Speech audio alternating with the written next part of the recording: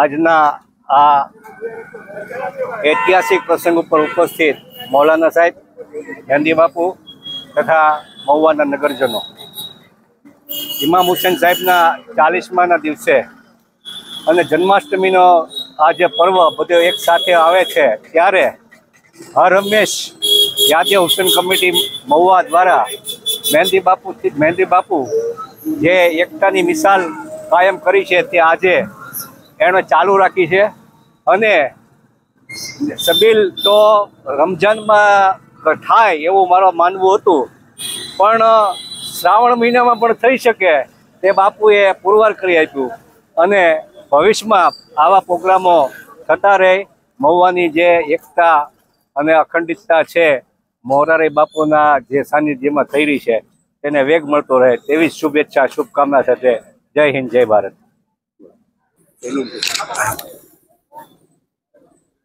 आज यहाँ बहुत ही प्रसन्नता प्रतीत हो रही है मुझे कि इतनी बड़ी पर्सनालिटी के साथ खड़ा हूँ मैं आपके सामने और बात कर रहा हूँ।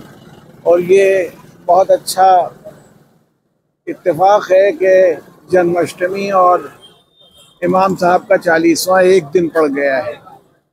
और इस समय जो मैंने देखा इस सड़क पर जिस तरह से लोग चल रहे हैं, हिंदू मुसलमान एक साथ, ये मालूम ही नहीं होता कि अलग अलग धर्म है। श्री कृष्ण जी का जो मामला था लॉर्ड कृष्णा का, वो भी उस हीरो हैं उस बात के कि उन्होंने जुल्म और ज़बरदस्ती और ज़्यादती के ख़िलाफ़ युद्ध किया और लोगों को सहारा दिया। और इमाम हुसैन का भी एक कारनामा है कि उन्होंने बहादुरी के साथ जालिमों को और जो राक्षसी प्रवृत्ति के लोग थे उनसे टकरा करके ये बताया कि इंसानियत क्या है। मुझे बड़ी खुशी है कि आप लोग इस तरह मेल मोहब्बत से रहते हैं। मेरी दुआ भी है कि आप लोग इसी तरह से रहें और भारत को एक मिसाली देश साबित करने में अपना योगदान दें। जय भारत, जय मनुष्यता।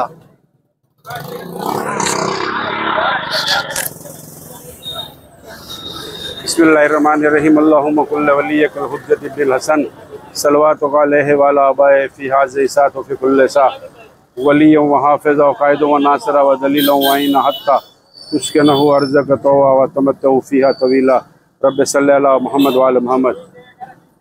આજની આ શહાદતની યાદમાં ઇમામ હુસૈન અલૈહિસ્સલામનું જે 40મું છે જે આખી દુનિયાની અંદર મનાવવામાં આવે છે અને ખાસ કરીને ઈરાકમાં જ્યાં ઇમામ હુસૈન અલૈહિસ્સલામને શહીદ કરી દેવામાં આવ્યા અને ત્યાં એમનો રોજો છે। તો આજે નજફથી કરબલા, ઈરાકનું નજફ શહેર જ્યાંથી કરબલા લોકો 3-4 કરોડ લોકો જાય છે, આપ ગૂગલ ઉપર પણ જોઈ શકો છો।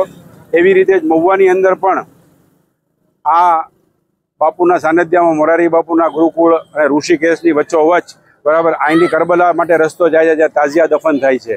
તો આજે આપણે ગૌરવની વાત છે કે આજે ઇમામ હુસૈન અલૈહિસ્સલામનું 40મું પણ છે અને જન્માષ્ટમી પણ છે। તો મહુવાની આ શાન રહી છે, મહુવાની એકતા ભાઈચારગી અને એક સેતુબંધ છે કે જેની અંદર આપણા ભાઈ બચુભાઈ પટેલ અમારા ચેમ્બરના પ્રમુખ એ હર પ્રોગ્રામમાં હાજર રહી છે।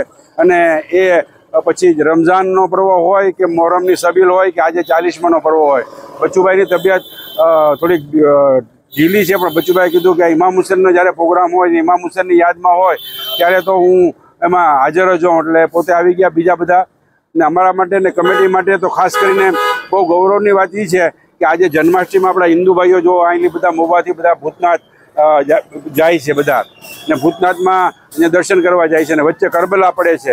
એટલે આ સિલસિલો વર્ષોથી ચાલુ છે અને આવો પ્રસંગ તો પહેલો બન્યો કે દાખલા તરીકે આ રીતે જન્માષ્ટમી અને આજે 8મનો મેળો હોય અને આપણે આજે ઇમામ હુસૈનનું 40મું હોય તો એની અંદર આવી બીજી મિસાલ ક્યાંથી મળી શકે કે હિન્દુ મુસ્લિમ બધા અમારા સાથી મિત્રો બધા દીકરાઓ બધા જે સબીલની અંદર પાણી છે, શરબત છે, પેકિંગમાં બધું બિસ્કિટ છે, વેફર છે, આ બધું અહીંયા બધાને પીરસી રહ્યા છે અને એનો પ્રસાદી રૂપે આપી રહ્યા છે અને એનું પુણ્ય, એનો સવાબ એ મેળવી રહ્યા છે। અને એ પણ ધન્ય છે કે આ કાર્યકરો અને અમારા સમાજના બધા લોકો કે આ એને મોકો મળ્યો કે આપણે હિન્દુ બિરાદરીનો જ્યારે પ્રસંગ હોય તો આપણે આ બધું આપણી રીતે પાણીથી લઈને બોટલથી લઈને બધી વ્યવસ્થા આપણે કરી શકીએ।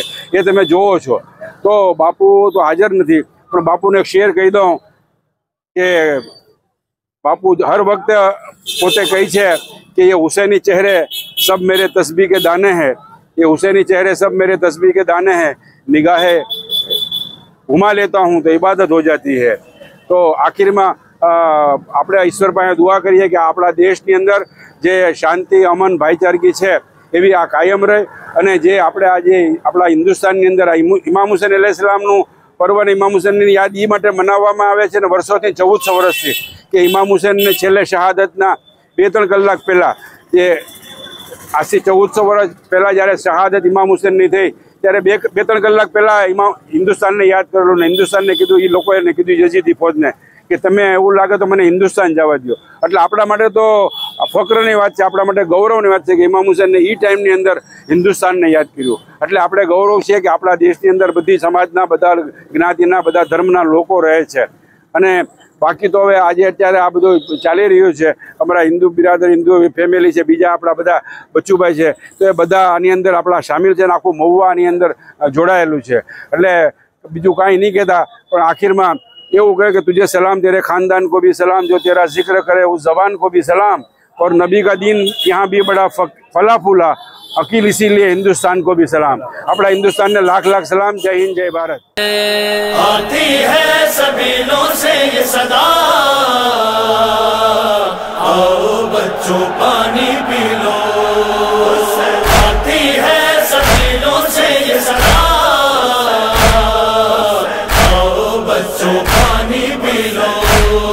हर एक सबीले सरवर पर कहती है ये दुखिया माँ जाकर, गाजी की है गुर्बत याद तुम्हें, सोया है वो शाने कटवा कर, सोया है वो शाने कटवा कर, है वास्ता तुमको गाजी का, आओ बच्चों पानी पी लो। आती है सबीलों से ये सदा,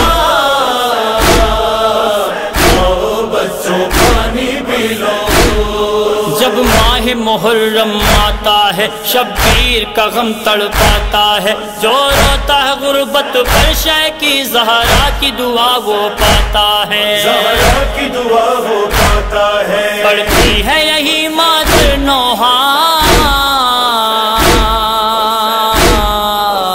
आओ बच्चों पानी पी लो। आती है सबीलों से ये सदा,